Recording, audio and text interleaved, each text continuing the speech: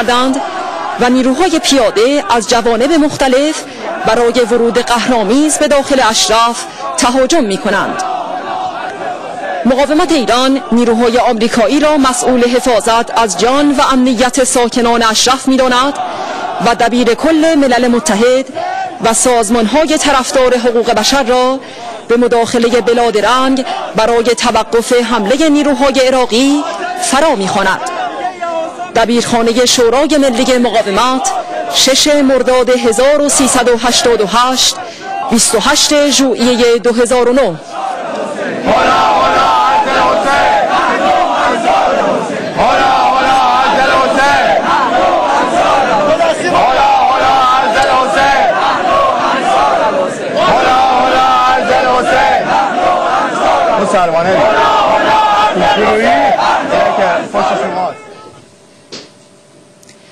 اطلاعیه دبیرخانه شورای ملی مقاومت شما